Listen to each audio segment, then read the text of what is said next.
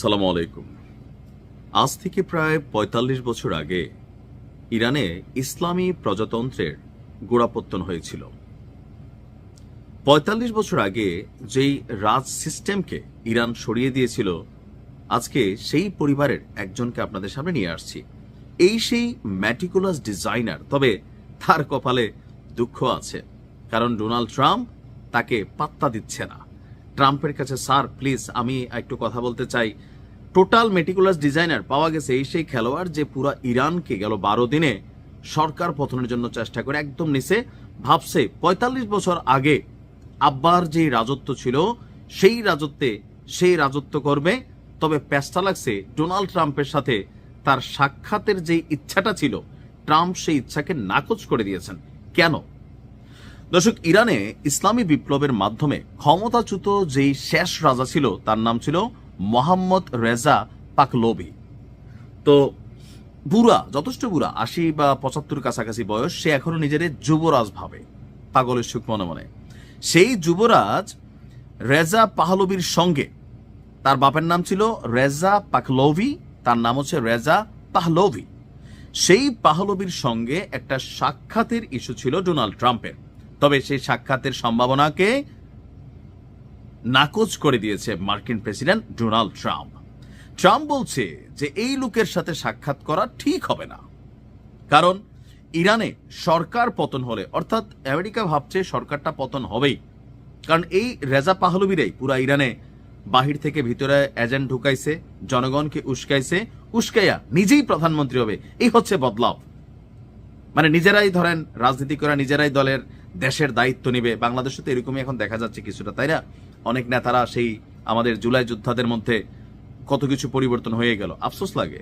তো ইরানেও সেম কাহিনীটা কিন্তু এখানে চলতেছিল, যে এই যুবরাজ Reza Pahlavi total meticulous design ঘটাইয়া মটাইয়া শেষপের যখন মনে করতেছে যে কোনো সময় সরকার পতন হবে, সো ট্রাম্পের সাথে আগেই সাক্ষাৎটা কইরা সিলটা নিয়ে আসি।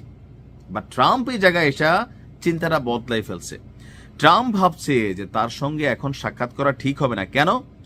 ইরানের সরকার পতন হলে ওয়াশিংটন যে কাউকে সমর্থন দিতে প্রস্তুত নয়, অর্থাৎ তোমার মাথায় লবণ রাইখা বড়ই খাইছে, তোমার হাতে স্বীকার করছে, কিন্তু তোমারে বাবা চেয়ার দিবে না। ট্রাম্পের এই মন্তব্যে নতুন এক গুঞ্জন সামনে আসলো। গণমাধ্যম সূত্র হচ্ছে আল জাজিরা। রেজা পাহলভি এখন কই আছে জানেন? যুক্তরাষ্ট্রে নির্বাসিত জীবন কাটাচ্ছে। ওইখান থেকে বৈশাই টোটাল মেটিকুলাস ডিজাইন করছিল, কিন্তু তার এই ডিজাইনে পানি ঢেলা দিছে।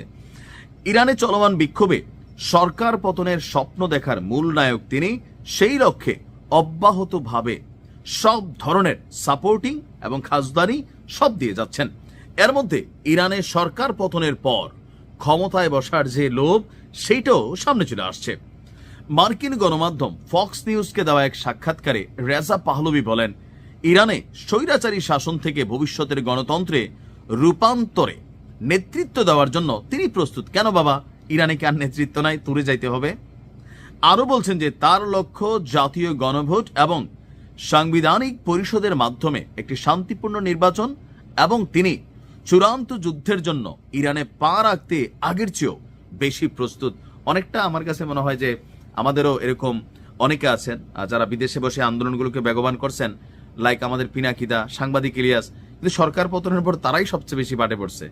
তাদের সাপোর্টিং এ যারা ওই সময় খেলছে এনসিপির যোদ্ধারা, আজকে তারাই পিনাকি ইলিয়াসকে বিদেশ থেকে ধৈর্য আনার হুমকি দামকি দিচ্ছে, কারণ তারা মনে করতেছে পিনাকি ইলিয়াস গুজব ছড়ায়, মানহানি হয়। তো বাস্তবতা হচ্ছে যে এই রেজা পাহলভিও সে টোটাল কাহিনীটা করছে। বললাম না, ওই যে আমি একটা নিউজ দিছিলাম না, যে ভেতরে মেশিনারিজ ঢুকানো হচ্ছে, সবকিছু করছে। আর আমেরিকা তার সাহায্যই নিছে, কারণ তার বাপ যেহেতু একটা রাজত্ব চালাই আসছে দীর্ঘদিন, বাপদাদারা, তার একটা কমিউনিটি আছে, বিরোধী দলগুলো তারা তাকে বস মানছে। তো সেই বসের মাধ্যমে সব কাজ যখন শেষ হয়েছে, সরকার যখন পতনের আশঙ্কা করা হচ্ছে, যে কোনো সময় পড়তে পারে, নাও পড়তে পারে, পরিস্থিতি বদলাইতে পারে এখানে মুহূর্তের মধ্যে।